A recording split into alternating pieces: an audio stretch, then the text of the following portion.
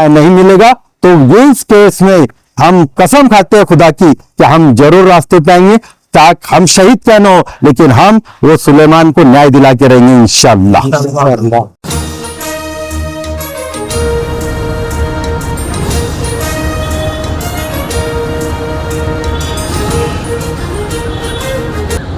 आज हम सब लोग एकता संगठन के माध्यम से जलगांव के पुलिस अधीक्षक डॉक्टर महेश्वर रेड्डी साहब की मुलाकात लिए। सिर्फ मुलाकात नहीं लिए बल्कि उनको रिटर्न में हमने एक कंप्लेंट दर्ज करे। जो घटना बेटावद में सुलेमान खान के साथ हुई थी, जिसको 11/8/2025 को मार दिया गया था, गुना रजिस्टर 288/25, जिसमें मॉब लिंचिंग का हमारा जो गुना दाखिल हुआ था वो सबसे पहला महाराष्ट्र का 103(1) और 103(2) दाखिल हुआ था, जिसमें पूरे महाराष्ट्र नहीं बल्कि इंडिया के पॉलिटिकल से लेके सोशल लोगों से लेके सभी लोगों ने बेटावद में हाजिरी दी थी और ये कहा था कि सुलेमान के साथ न्याय होगा। लेकिन अफसोस, बहुत अफसोस के साथ कहना पड़ रहा है कि सुलेमान के आरोपियों को,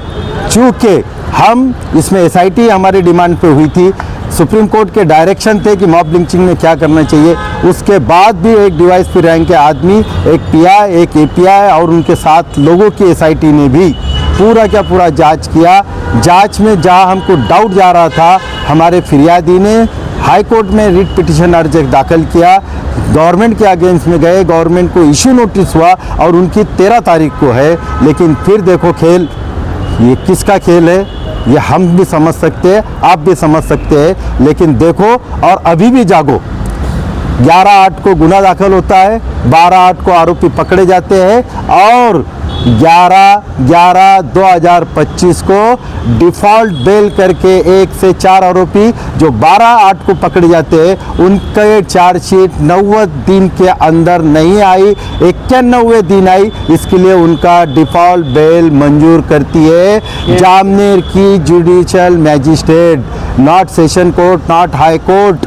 जुडिशियल मैजिस्ट्रेट। डिफ़ॉल्ट बेल सिर्फ ये बेस पे मंजूर करती है कि 91वें दिन तुम्हारी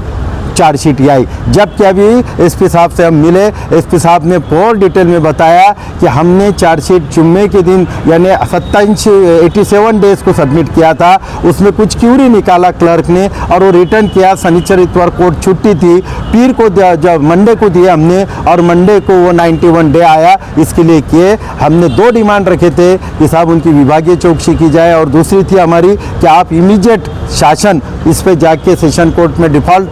पिटीशन के अगेंस्ट, डिफ़ॉल्ट बेल के अगेंस्ट वो बेल कैंसिल कराए। सर ने हमारी दूसरी डिमांड को इमीडिएट एक्सेप्ट कर लिया है और कल के कल यहाँ पे सेशन कोर्ट में वो एप्लीकेशन दाखिल कर रहे हैं सरकार की तरफ से कि उनका बेल 1 से 4 नंबर का आरोपी का बेल रिजेक्ट किया जाए। और हमने ये भी कहा कि अगर कोर्ट के क्लर्क की गलती है या अपने कोई साजिशी गलती है, उसके इन्वेस्टिगेशन होना चाहिए, क्योंकि ये पूरे महाराष्ट्र में गया था ये मैसेज कि मॉब लिंचिंग हुई है, जलगांव में हुई है और अगर ये आरोपी ऐसे छूटेंगे तो इससे ऐसा लगेगा कि ये सरकार की, ये पुलिस की, ये कोर्ट की, ये सब की मिली भगत है और किसी एक समाज को टारगेट करके उसको ख़त्म करने की ये कोशिश हो रही है। इसके लिए अगर न्याय नहीं मिलेगा तो ये इस केस में हम कसम खाते हैं खुदा की कि हम ज़रूर रास्ते पे आएंगे, ताकि हम शहीद क्या न हो लेकिन हम वो सुलेमान को न्याय दिला के रहेंगे इंशाअल्लाह।